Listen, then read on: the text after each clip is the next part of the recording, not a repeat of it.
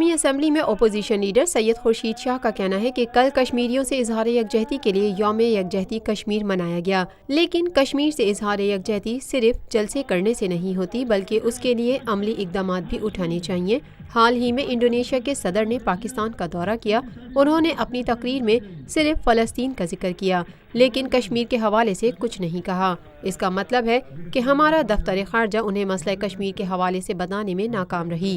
تاہم اس سے پہلے انڈونیشیا، ملائیشیا اور دیگر ممالک نے کشمیر کے موقف کی بھرپور حمایت کی۔ لاہور میں نیشنل ہاکی اسٹیڈیم میں ذرائع ابلاغ عامہ کے نمائندوں سے گفتگو کرتے ہوئے قومی اسمبلی میں قائد حزب اختلاف سید خورشید شاہ نے کہا، جلسہ تھا پارٹی کا 5 فروری کے ناطے سے کشمیر ڈے تھا اور 5 فروری کا دن کشمیر کی یکجہتی کے لیے ہم نے ہمیشہ کی طرح اس سال بھی موچی دروازے پہ یہ جلسہ کیا، یکجہتی کا مظاہرہ کیا، کیونکہ 5 جنوری کشمیریوں کی یکجہتی کے لیے 5 فروری پاکستان پیپلز پارٹی کی لیڈرشپ نے اس دن کو اوپن کیا اور آج تک اس دن کو یکجہتی کے ساتھ منایا جاتا ہے۔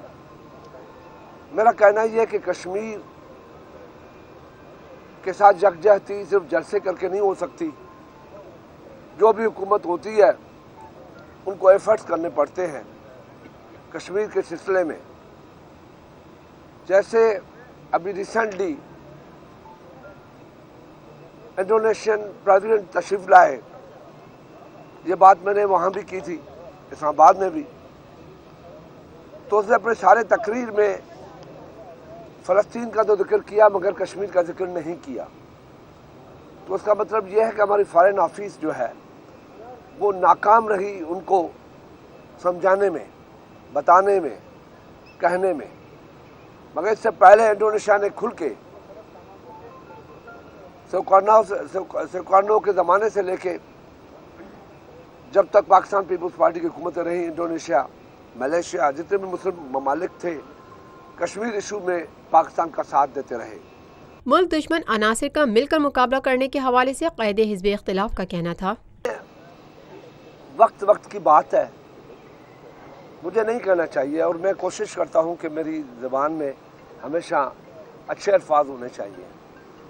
اب یہ پاکستان ہے، ہمارے سر بھی کٹ گئے، ہم نے پاکستان توڑنے کی بات نہیں کی، سر کٹ گئے۔ بے نظیر بھٹو سے زیادہ کیا ہو سکتا ہے؟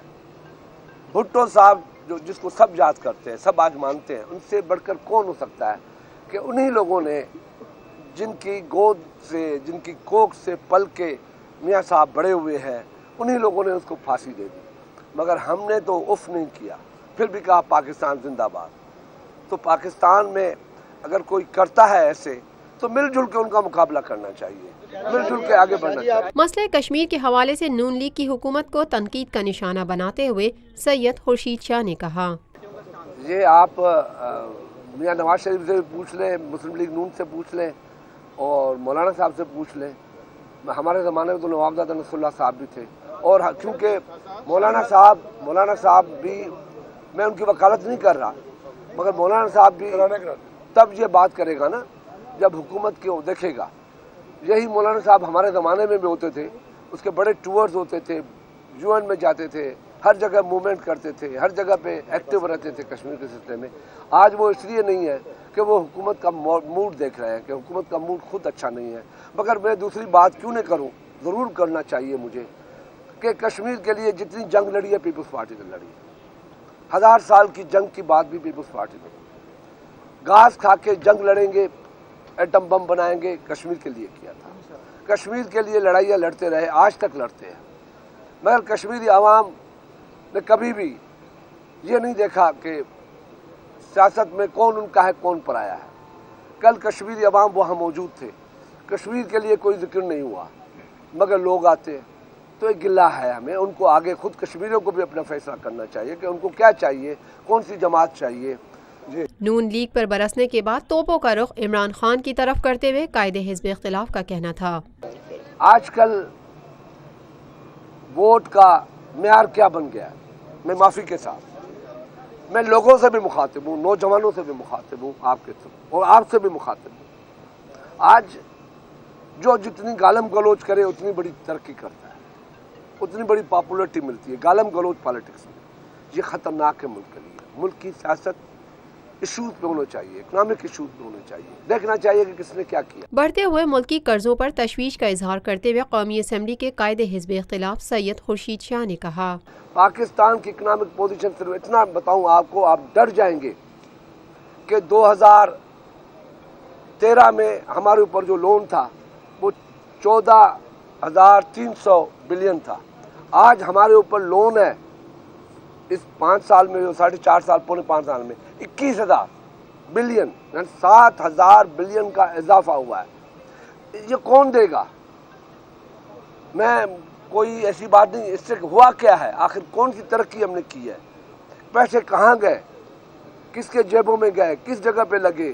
وہ پروجیکٹ اچھے تھے, پانی پہ لگے, پانی ملا. لاہور جیسے شہر میں پانی کا مسئلہ ہے. ہر جگہ پہ سیاست کرنے کے نام سے ہر آدمی, ہر ادارہ اپنی سیاست کر رہا ہے, مگر غریب ملک کا غریب آدمی مارا جا رہا ہے.